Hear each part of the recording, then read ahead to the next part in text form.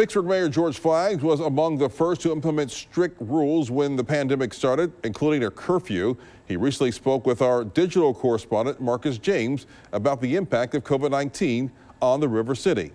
Well, thank you so much, Mayor Flaggs, for joining me. Today, we're talking about how the COVID-19 or the coronavirus has affected many cities. And today we're talking with you to see how the coronavirus has affected the city of Vicksburg. So thank you for joining me, and we can get started now.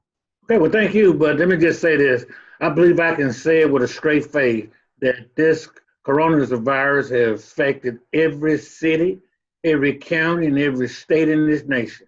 It has devastated us, but at the same time, we can live to talk about it. And because of that, I think we just got to see tomorrow as a new norm. Whatever we come out of this tomorrow, when we come out of it, then I think we just have to adjust ourselves accordingly, socially, politically, and economically.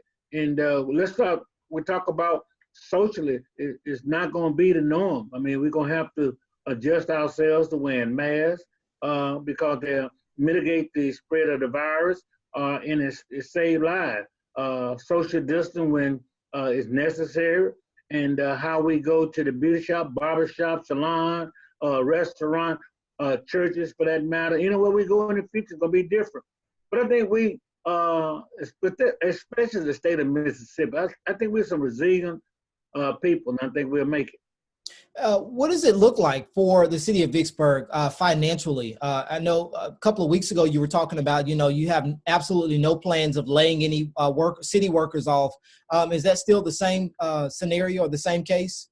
Well, I don't have any plan before June the 5th, but I'm gonna be honest with you. If revenues don't come in, or the state or the nation not give us any relief, we're gonna have to do something. I'm $2.8 million in the hole in terms of revenue loss, and then now we're finding out that we're not going to have the Miss Mississippi pageant, so we're probably $3.5 million in the hole, and there's no way we can cut. And let me emphasize, there's no way we can cut enough employees to absorb that cost and have a effective means to provide the best quality service to our people. And so as we move forward here in the city of Vicksburg, the next week, or quote unquote week 3, is going to look for churches and funerals to open back up for the community. Well, if the governor allows. What I've done is allowed everybody to see what I would do if I had the opportunity to how we'll phase in. Of course, we've phased in city government, the restaurants, and the beauty and barber salon. So I think we're on top of it. And I've said all along, we're 2 weeks ahead of the curve. We have 400 and some employees. We won't have one employee that indirectly affected by the virus. They're working safe. They're doing everything. We're full service. We're providing every all the service that we ought to provide. And I think we're on top of it. We just got to continue to do what we do. And as you say, continue to do what we do. That's keeping safe, the social distancing. Do you believe that as we're opening things up, as the city of Vicksburg is opening things up, do you think that it's going in a pretty good direction? Absolutely. I think it's been phenomenal the way we've been able to go and look at the numbers, the case numbers on a daily basis and how they're affected.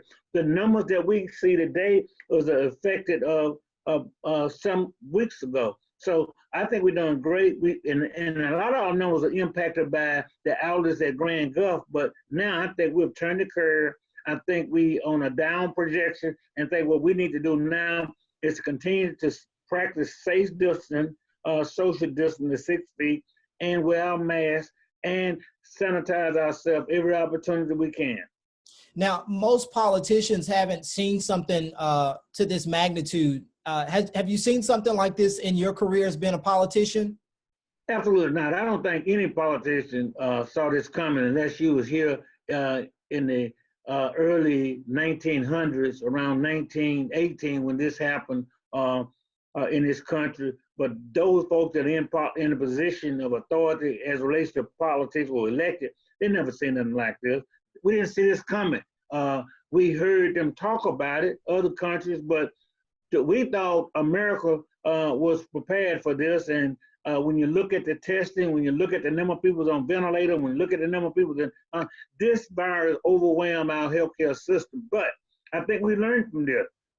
As it say in the Bible, out of everything bad, some good gonna come out, and the good is that we gonna face a tomorrow and a different tomorrow, and it's not going to be the same as yesterday. And if we continue to govern ourselves, we can bring this economy back. We can bring our social life back. We can bring congregating and back in the churches and back where we used to be, especially if we get the tests that we need for the fall months and test kits for the fall months and get a vaccine. And I believe we're going to get there. And so my last question as we close this out, what has all of this taught you in your political career? What has this pandemic taught you? What have you gotten out of this thing? Keep your faith and keep your focus. Awesome. Well, thank you so much, Mayor Flaggs, for your time. I thank you. Call on me anytime. Yes, sir. All right.